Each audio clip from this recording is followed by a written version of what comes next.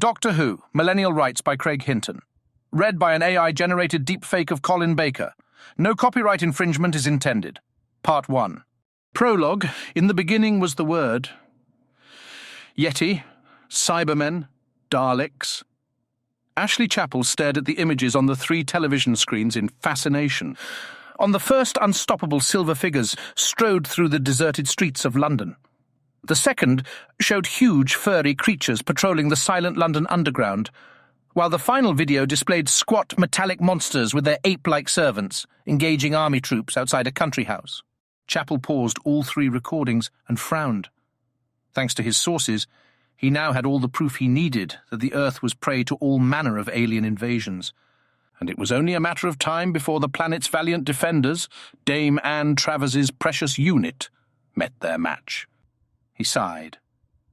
The Earth needed a man of vision, a man of strength, to unify and protect. He thought of his late lamented employer, Tobias Vaughan, and shook his head.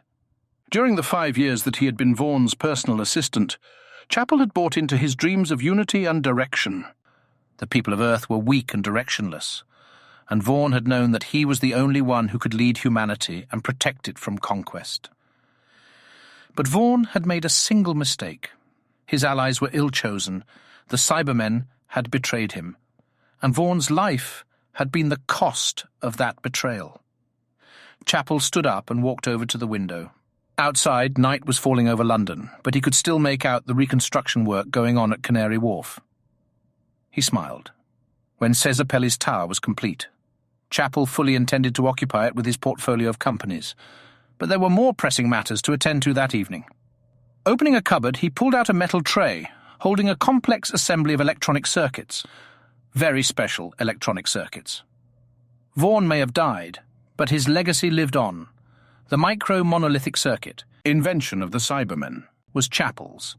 He now owned the patent, and despite its inclusion in virtually every piece of electronic household equipment, only Chapel knew of its hidden nature. For the last 5 years, he had been experimenting with the circuit. Vaughan's notes, and Chapel's genius, indicated that the circuits could be used to boost the latent telepathic potential of the human mind, and his experiments up till now validated that idea. But experiments on animals could only reveal so much. The time had come for the final test of the circuit's abilities, placing the thin metal circlet over his head. Chapel switched on the device. As a faint humming rose from the assembly, he concentrated, reaching out with his mind.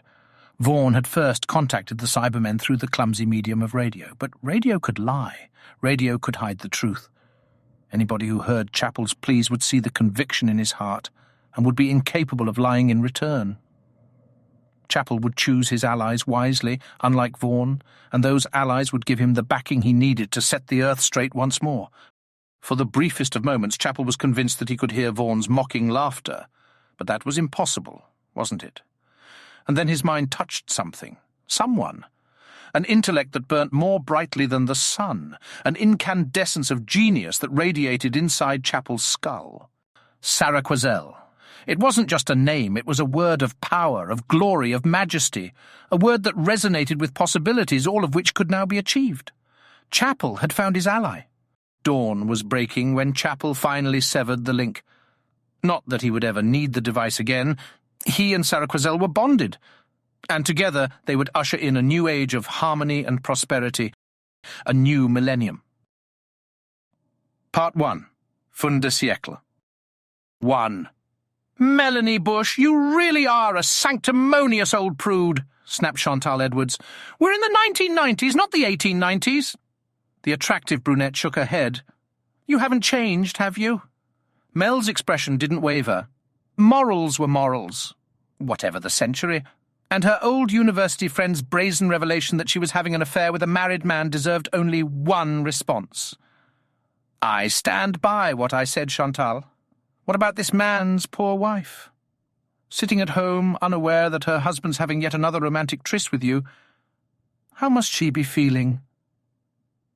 Mel was so indignant that she almost stamped her feet.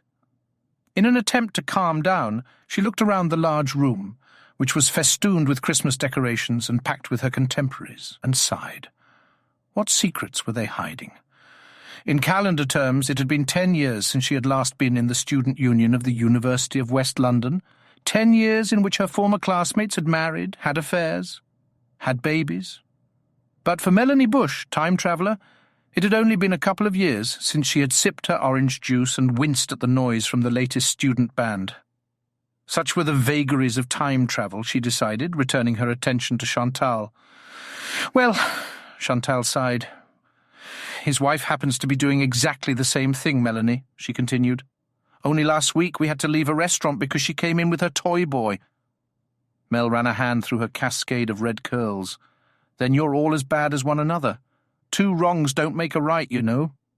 But she was suddenly acutely aware that Chantal had gained an experience of life over the last decade that she had missed out on, and momentarily wondered whether she should try to temper her high moral stance. Her friend's next words made her mind up for her. So how's your love life? Or did you finally decide to become a professional virgin? Chantal transfixed her with a cold stare. Any response that Mel was composing, and she was having difficulty, was aborted by the arrival of Julia Prince. Plain and unremarkable when she had been a student, the last 10 years had affirmed Julia's frumpiness. Mel couldn't understand why the woman didn't do something about her hair, her clothes, her makeup. But at least she and Julia had seen eye to eye on those delicate ethical issues. "Julia!" she exclaimed, grasping her hand warmly. "You look—" For a second, Mel's natural kindness was almost overridden by her desire to say something about her friend's appearance. But her sensitivity won out. "You haven't changed a bit," she gushed. The woman with the mousy hair tied up in a bun and thick glasses smiled, revealing slab-like teeth. "Nor have you, Melanie. Have you been in suspended animation for the last 10 years? Mel smiled contritely. The computer science reunion at West London University was neither the time nor the place for her to admit that she had spent the last couple of years in the company of an eccentric time traveller. Nor could she explain to Chantal, Julia, or any of the others that she had persuaded, although bullied might have been a better description, that same time traveller into nipping forward to 1999 so that she could attend the long-arranged reunion. She thought of a suitable reply that was both sufficiently evasive yet truthful. Naturally. She glared at Chantal. "Healthy living and a clear conscience, much better than any pills or potions, or—" The next words were spoken as if blasphemous, and directed towards the unaware Leonore Pridge and her reshaped nose. "Or surgery." Leonore's ears must have burned because she looked directly at Mel and gave a tiny wave. "So, what are you doing now?" asked Julia enthusiastically. "The lecturers reckoned you were the brightest one out of all of us." Already committed to a discussion on nose jobs and breast enhancements, Mel was momentarily stuck for an answer, and again she decided to fudge the issue. "Oh, I've been travelling all over, really." "I would have thought that you'd have been snapped up by one of the big computer companies, or didn't you fancy being a corporate woman?" said Chantal, making the words corporate woman sound like prostitute. Mel's perfectly accurate memory went back to her final year at West London, when the big companies had turned up to interview them as part of the so-called milk round. Her qualifications had been impressive, and all the major computer companies, such as IBM, I2, and Ashley Chapel Logistics, had offered her jobs. She had already turned down the place at I2, and after what the doctor had told her recently about that particular company, she was quite relieved.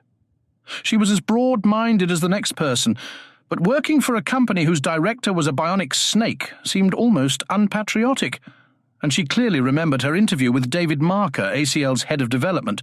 She had been very impressed by what he had to tell her about the company, and probably would have accepted the position he offered her as a junior programmer, if the doctor hadn't intervened. "I was going to work for ACL," Mel replied. "Then you'd have been looking for another job now," Chantal pointed out. "They're all being made redundant today. I thought you would have known." "It's funny that you should mention ACL," said Julia, rescuing Mel from trying to come up with a response to Chantal. "It's all thanks to Chapel that this place is here." She gestured through a nearby window at the impressive library and computer block, 10 stories of polished aluminium. "Ashley Chapel funds the university to the tune of millions. He bailed out the university when it was having financial problems, and then pumped loads of hard cash into setting up the best comp sci department in the country. She smiled. Then again, I'm biased. I work here. Have done since I graduated. That's right, agreed Mel. I remember you applying for a place here. But Julia's account of Ashley Chappell's generosity was puzzling. She could clearly remember that Chappell had been considered to be something of a philanthropist, but why fund West London University, she wondered. Surely it would have made more sense to go to one of the more prestigious universities such as Oxford or Warwick. Before she could say anything, Julia continued. Actually, it's all a bit weird, she whispered in conspiratorial tones, ushering Mel and Chantal closer with a furtive wave. One of the conditions of the funding was the setting up of a research team that reports directly to Chappell. What's so weird about that? Asked Chantal, grabbing another glass of white wine from the nearest table. Most universities have direct links with industry. It's how they survive. The company I work for does a lot of work with Luton Uni's psychology department. That's not what I meant, said Julia. Chappell's team is working on some really odd stuff. New computer languages, that sort of thing. Mel shrugged. Isn't that what they're meant to do? But Julia smiled, and Mel got the feeling that she was about to deliver the coup de grace. She wasn't wrong. With a drama-laden voice, she announced, "They've solved Fermat's last theorem algebraically." Mel cocked an eyebrow. A large part of her degree had included mathematics, and the importance of such a discovery wasn't lost on her. The algebraic solution to Fermat's last theorem, which stated that equations of the form y = x plus z were insoluble if n was greater than 2, had been a mathematical holy grail ever since the 17th century, when the French mathematician Pierre Fermat had indicated that he had proved it. Unfortunately for mathematics, he had neglected to write the proof down, claiming that the margin of his copy of Diophantes had been insufficiently wide to contain it. Others had been trying and failing to duplicate his work ever since. So solving it was a key mathematical discovery. "Fine," said Chantal, "so the university gets another award and everyone's happy." She leant over and grabbed another glass of wine. Mel couldn't help tutting. That made 6 glasses in the last hour. "You only get awards if you let people know what you've done," Julia stated. "They proved the theorem a year ago, but I haven't seen it published anywhere." "Have you?" This last question was aimed at Mel, who shook her head, but she was rather behind with her technical journals. Mainly because the sorts of journals the doctor had lying around the TARDIS were a little too esoteric for her tastes, with titles such as Abstract Meanderings in Theoretical Physics and Wormhole Monthly. "All I know is that they solved it and then kept it quiet. All seems a bit suspicious to me." Julia was really pressing her discovery. "And to me," decided Mel. Filing the information away in her photographic memory and tagging it so that she would mention it to the doctor a little later, she changed the topic of conversation to fashion, and hair, and makeup, and how they would dramatically improve Julia's life.